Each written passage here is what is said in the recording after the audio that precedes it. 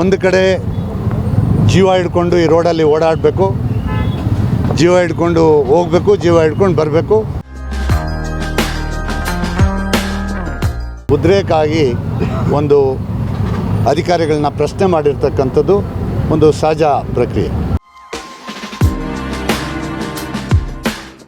ಒಂದು ನಂಬಿಕೆಯನ್ನು ಇಟ್ಟು ಹೊರ ರಾಜ್ಯಗಳಿಂದ ಬಂದು ಇಲ್ಲಿ ನೆಲೆಸಿರ್ತಕ್ಕಂಥ ಜನರಲ್ಲಿ ಒಂದು ವಿಶ್ವಾಸಘಾತಕ ಕೆಲಸ ಆಗಿದೆ ಅಂತ. Bengaluru IT-BT city, Bengaluru garden city ಜೊತೆಗೆ ಬೆಂಗಳೂರು ಪಾಟೂರ್ ಸಿಟಿ ಅಂತಲೂ ಕೂಡ ಕುಖ್ಯಾತಿಯನ್ನ ಗಳಿಸ್ತಿದೆ.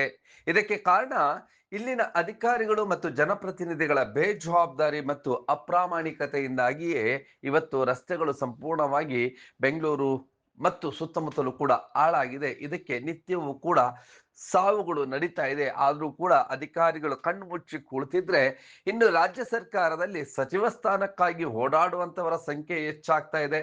ಇದರಿಂದ ನೇರವಾದಂತಹ ಸವಾಲುಗಳನ್ನ ಮತ್ತು ಸಮಸ್ಯೆಗಳನ್ನ ಎದುರಿಸ್ತಾ ಇರ್ತಕ್ಕಂಥದ್ದು ಸಾಮಾನ್ಯ ಜನ.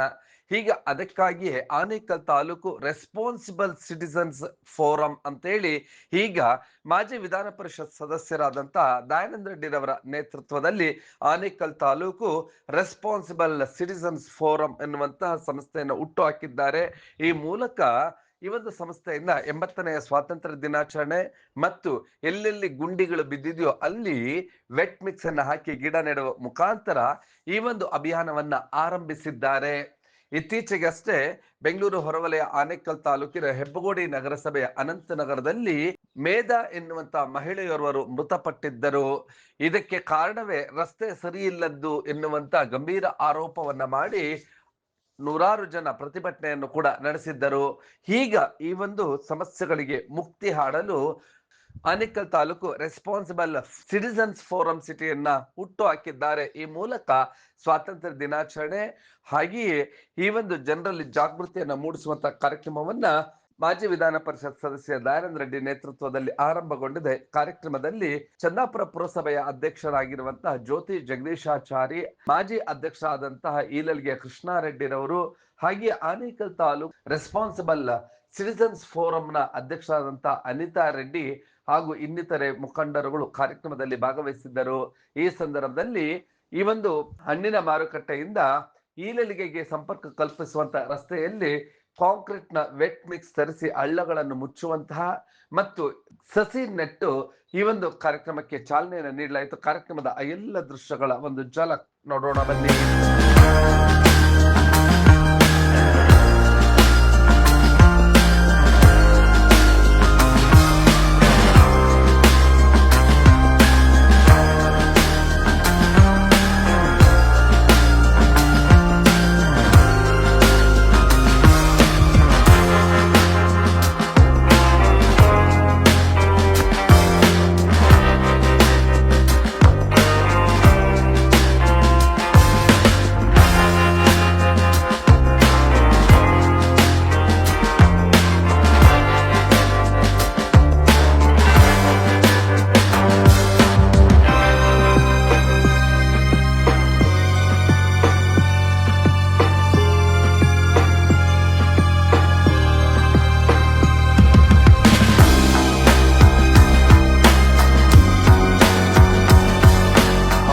ಈ ಒಂದು ಕಾರ್ಯಕ್ರಮ ಒಂದು ಅರ್ಥಗರ್ಭಿತವಾದಂತಹ ಮಾದರಿಯಾದಂತಹ ಕಾರ್ಯಕ್ರಮ ಇದಾಗಿತ್ತು.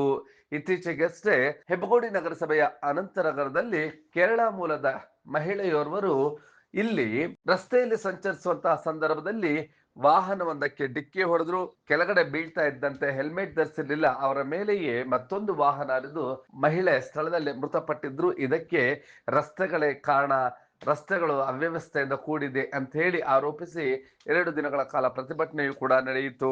ಈಗ ಈ ಒಂದು ಜನರಲ್ಲಿ ಜಾಗೃತಿಯನ್ನ ಮೂಡಿಸುವಂತಹ ಸಲುವಾಗಿಯೇ ಇಂತಹ ಅಪಘಾತಗಳು ಆಗಬಾರ್ದು, ಹಾಗಾಗಿ Anekal taluk responsible citizens forum ಅನ್ನ ಸ್ಥಾಪಿಸಲಾಗಿದೆ. ಆ ಮುಖಾಂತರ ಜನರಲ್ಲಿ ಜಾಗೃತಿಯನ್ನ ಮೂಡಿಸುವಂತದ್ದು ಹಾಗೂ ತಮ್ಮ ಹಕ್ಕುಗಳಿಗಾಗಿ ಹೋರಾಟವನ್ನ ನಡೆಸುವಂತಹ ಈ ಒಂದು ಹೊಸ ರೀತಿಯಾದಂತಹ ಈ ಒಂದು Anekal taluk responsible citizens forum ಅನ್ನ ಆರಂಭಿಸಲಾಗಿದೆ. ಕಾರ್ಯಕ್ರಮದಲ್ಲಿ ಭಾಗವಹಿಸಿದ್ದಂತವರು ನೆರೆದಿದ್ದವರನ್ನ ಉದ್ದೇಶಿಸಿ ಮಾತನಾಡಿದ್ದು ಹೀಗೆ. ನಮ್ಮ ನೈಬರ್ಹುಡ್ನ ಮಹೇಂದ್ರ ಆರಿನ ನಿವಾಸಿಯಾದಂಥ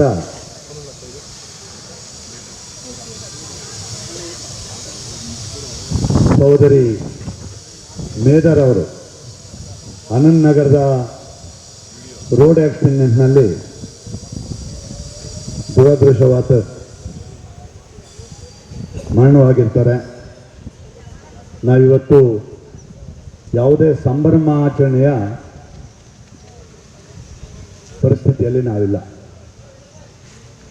ಹಾಗಾಗಿ ಇವತ್ತು ಆಕೆಯ ನೆನಪಿಗಾಗಿ 10 ಸಸಿಗಳನ್ನು ನಮ್ಮ ಪುರಸಭಾ ಅಧ್ಯಕ್ಷರು, ನಮ್ಮ ಈ ಸೊಸೈಟಿಯ ಅಧ್ಯಕ್ಷನಿಯಾದಂಥ ಸಹೋದರಿ ಅನಿತಾ ರೆಡ್ಡಿ ಅವರು, ಕೃಷ್ಣ ರೆಡ್ಡಿ ಅವರು, ವೇಣುಗೌಡರು, ವೇದಿಕೆ ಮೇಲಿರ್ತಕ್ಕಂಥ ಎಲ್ಲ ಮುಖಂಡರು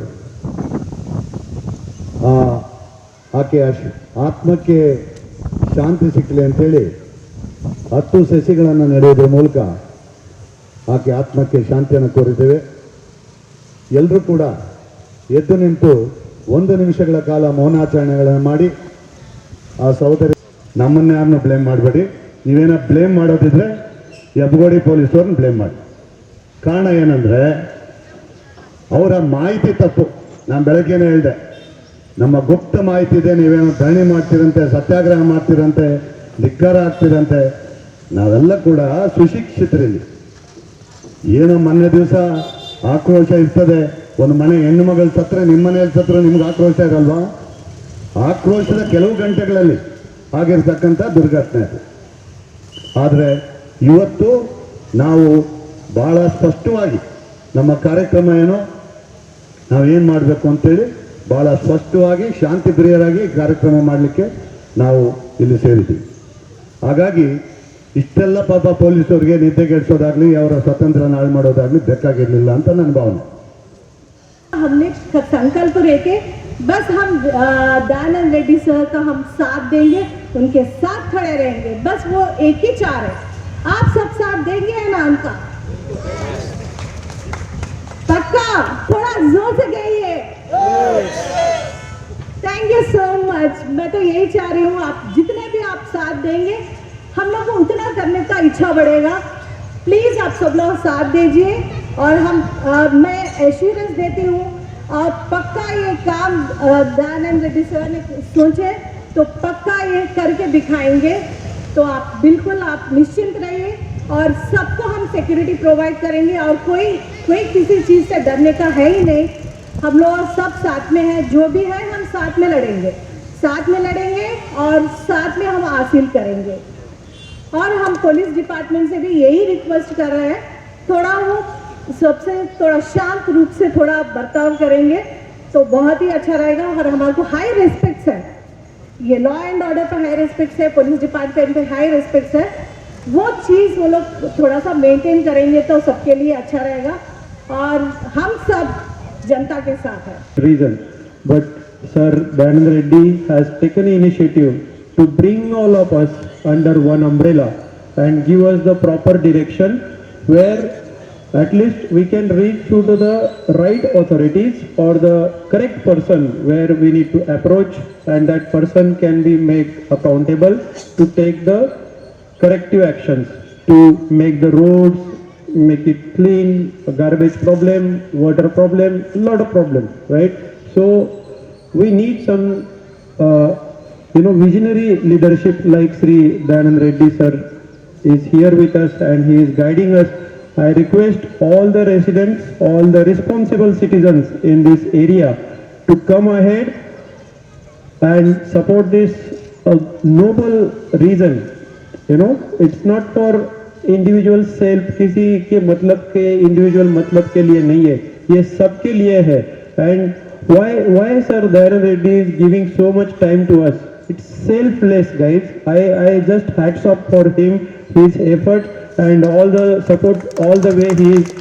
Independence Day, and I would like to call out all the responsible citizens that this is a stage where we got a confidence that if we are working for some noble cause, we are having support of our people. So Dan Reddy sir has clearly told us that let us work together, let us fight together for the betterment of this society, and we all pledge and we all support you, sir. We will be with you, and from our Bengali association as well as from all the association members, I would say that we all will try to give the maximum support. And every month, as you said, Shramdan, yes, this is one of the important initiatives. Everybody of you, Bharat Mata Ki! Bharat Mata Ki! Bharat Mata Ki! Vande! Vande! Vande! I came to Bangalore in 1966.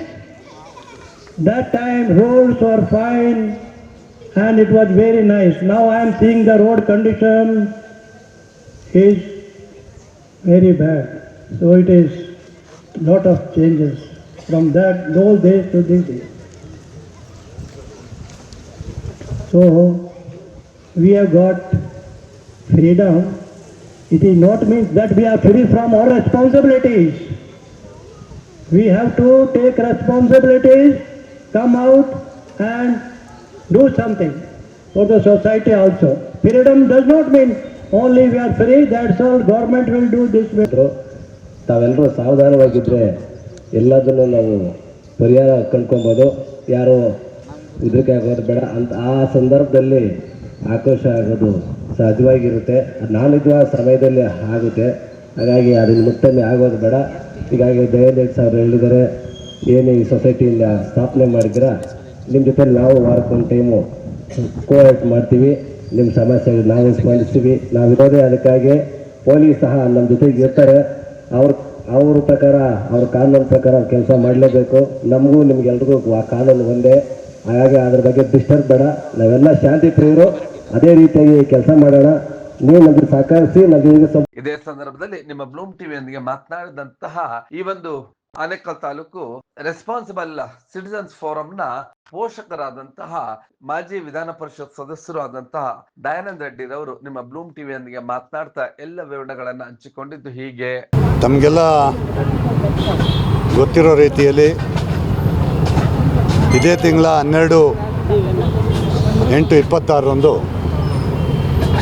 ಒಂದು ದುರ್ಘಟನೆ ಈ ಭಾಗದಲ್ಲಿ ನಡೆದಿದೆ. ಮಹೇಂದ್ರ ಆರ್ಯದಲ್ಲಿ ವಾಸ ಇದ್ದಂಥ ಒಂದು ಸಹೋದರಿ ಮೇಧಾ ಅಂತೇಳಿ ಬೆಳಗ್ಗೆ ಸ್ಕೂಟರ್ನಲ್ಲಿ ಪ್ರಯಾಣ ಮಾಡುವಂಥ ಸಂದರ್ಭದಲ್ಲಿ ಹದಗೆಟ್ಟ ರಸ್ತೆಯಿಂದ ರೋಡ್ ಆಕ್ಸಿಡೆಂಟ್ ಆಗಿ ಕೆಳಗಡೆ ಬಿದ್ದು ಅಲ್ಲೇ ಸ್ಪಾಟ್ ಡೆತ್ ಆಗಿದೆ. ಆ ಕಾರಣಕ್ಕಾಗಿ ಅದೇ ದಿನ ಸಂಜೆ ಈ ಭಾಗದಲ್ಲಿ ಸುಮಾರು ಈ 3 ಕಿಲೋಮೀಟರ್ ವ್ಯಾಪ್ತಿಯಲ್ಲಿ 85 ಅಪಾರ್ಟ್ಮೆಂಟ್ಸ್ ಇದೆ. ಸುಮಾರು 10 ಎಲ್ಲ ಪ್ರಾಮಿನೆಂಟ್ ಸ್ಕೂಲ್ಸ್ ಇದ್ದಾವೆ. ಸುಮಾರು ನಾಗರಿಕರೊಂದು 35-40 ಸಾವಿರ ಜನ, 10 ಶಾಲೆಗಳಲ್ಲಿ ಸೇರಿ ಒಂದು 40,000 ಶಾಲಾ ಮಕ್ಕಳು ಓಡಾಡುವಂಥ ರಸ್ತೆಗಳಿದ್ದು. ಇಂಥ ರಸ್ತೆಗಳನ್ನು ಸುಮಾರು 3 ವರ್ಷಗಳಿಂದ ಹಲವಾರು ಮನವಿ ಕೊಟ್ಟರು, ಅದನ್ನ ಸರಿ ಮಾಡಲಿಲ್ಲ. ಆ ಕಾರಣಕ್ಕಾಗಿ ಇವತ್ತೊಂದು ಸಹೋದರಿನ ಕಳ್ಕೊಂಡಿದ್ದೀವಿ ಅಂತೇಳಿ ಉದ್ರೇಕದಿಂದ ಅದೇ ದಿನ ಸಂಜೆ ಅಂದರೆ 12/8/26 ಸಂಜೆ ಆ ಆಕ್ಸಿಡೆಂಟ್ ಆದಂಥ ಸ್ಪಾಟ್ನಲ್ಲಿ ಆನಂದ್ ನಗರ ವೆಂಕಟರಮಣ ಟೆಂಪಲ್ ಮುಂಭಾಗ ಸುಮಾರು ಸಾವಿರಾರು ಜನ ಸೇರಿ ರಸ್ತೆ ಸರಿಯಾಗಬೇಕು ಅನ್ನುವಂಥ ಡಿಮಾಂಡನ್ನು ಮಾಡಿದ್ದಾರೆ. ಡಿಮಾಂಡ್ ಮಾಡಿದಂಥ ಸಂದರ್ಭದಲ್ಲಿ ನೀವು ಫ್ರೀಡಮ್ ಪಾರ್ಕಲ್ಲಿ ಮಾಡಬೇಕಾಯಿತು, ಇಲ್ಲಿ ಮಾಡೋದು ತಪ್ಪು ಅಂತೇಳಿ ಕೆಲವ್ರ ಮೇಲೆ ಕೇಸನ್ನು ಹಾಕಿ ಪೊಲೀಸರು ಅವ್ರ ಮೇಲೆ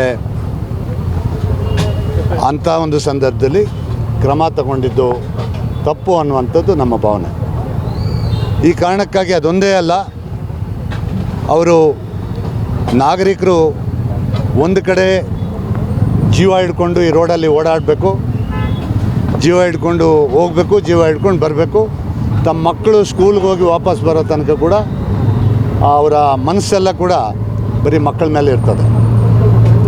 ಇಂಥ ಒಂದು ಕೆಟ್ಟ ರೋಡ್ಗಳಿರ್ತಕ್ಕಂಥ ಸಂದರ್ಭದಲ್ಲಿ ಸಾರ್ವಜನಿಕರು ಉದ್ರೇಕಾಗಿ ಒಂದು ಅಧಿಕಾರಿಗಳನ್ನ ಪ್ರಶ್ನೆ ಮಾಡಿರ್ತಕ್ಕಂಥದ್ದು ಒಂದು ಸಹಜ ಪ್ರಕ್ರಿಯೆ. ಒಂದು FIR ಹಾಕಿದರೂ ಅಷ್ಟೊಂದು ಅದು ತುಂಬ ಮನಸ್ಸಿಗೆ ನೋವಾಗ್ತಾ ಇರಲಿಲ್ಲ. ಅದೇನು ಮರ್ಡ್ರ್ ಕೇಸ್ ಅಲ್ಲ, ರೇಪ್ ಕೇಸ್ ಅಲ್ಲ. ರೇಪ್ ಮಾಡಿದವರು ಆರಾಮಾಗಿ ಫ್ರೀಯಾಗಿ ಓಡಾಡ್ಕೊಂಡಿದ್ದಾರೆ. ಅವರ ಮನೆಗಳಿಗೆ ಹೋಗಿ ಕದ ತಟ್ಟಿ ಮತ್ತು ಅವ್ರನ್ನ ಸ್ಟೇಷನ್ ಕರೆಸ್ಕೊಂಡು ಭಯಭೀತರನ್ನಾಗಿ ಮಾಡಿರ್ತಕ್ಕಂಥದ್ದು ಈ ರಾಜ್ಯದ ಒಂದು ಜನತೆ ಮೇಲೆ, ಕರ್ನಾಟಕ ರಾಜ್ಯ ಸರ್ಕಾರದ ಮೇಲೆ ಒಂದು ನಂಬಿಕೆಯನ್ನು ಇಟ್ಟು ಹೊರ ರಾಜ್ಯಗಳಿಂದ ಬಂದು ಇಲ್ಲಿ ನೆಲೆಸಿರ್ತಕ್ಕಂಥ ಜನರಲ್ಲಿ ಒಂದು ವಿಶ್ವಾಸಘಾತಕ ಕೆಲಸ ಆಗಿದೆ ಅಂತ ಮನವರಿಕೆ ಮಾಡಿ, ಅದು ಸರ್ಕಾರಕ್ಕೆ ಅಥವಾ ರಾಜ್ಯಕ್ಕೆ ಯಾವುದೇ ಕೆಟ್ಟ ತರಬಾರ್ದು, ತಪ್ಪು ಸಂದೇಶ ಹೋಗಬಾರ್ದು ಅಂಥೇಳಿ ಆನೇಕಲ್ ರೆಸ್ಪಾನ್ಸಿಬಲ್ ಸಿಟಿಸನ್ಸ್ ಸೊಸೈಟಿಯನ್ನು ಮಾಡಿ ಜನರಿಗೆ ಒಂದು ಆತ್ಮವಿಶ್ವಾಸ ತುಂಬುವಂಥ ಕರ್ನಾಟಕ ಸರ್ಕಾರ ಇವತ್ತು ಭಾಳ ದಕ್ಷ ಮುಖ್ಯಮಂತ್ರಿಗಳ ಒಟ್ಟಿನಲ್ಲಿ ಬೆಂಗಳೂರು ITBT ಸಿಟಿ ಜೊತೆಗೆ ಪಾಟೋಲ್ ಸಿಟಿ ಎನ್ನುವಂತ ಕುಖ್ಯಾತಿಯನ್ನ ಯಾವಾಗ ಅಧಿಕಾರಿಗಳು ಜನಪ್ರತಿನಿಧಿಗಳು ದೂರವಾಗಿಸ್ತಾರೋ ಕಾಲವೇ ನಿರ್ಧರಿಸಲಿದೆ. ನೀವು ಈ ಕೂಡ ಎಲ್ಲ ನಮ್ಮ ಚಾನಲ್ಗೆ ಸಬ್ಸ್ಕ್ರೈಬ್ ಆಗಿಲ್ಲ ಅಂದರೆ ಸಬ್ಸ್ಕ್ರೈಬ್ ಬಟನನ್ನು ಕ್ಲಿಕ್ ಮಾಡಿ, ಪಕ್ಕದಲ್ಲಿರೋ ಬೆಲ್ ಐಕನನ್ನು ಕ್ಲಿಕ್ ಮಾಡಿ. ನಾವು ಅಪ್ಲೋಡ್ ಮಾಡುವಂತಹ ವೀಡಿಯೋಸ್ ನಿಮಗೆ ನೋಟಿಫಿಕೇಶನ್ ಬರುತ್ತೆ.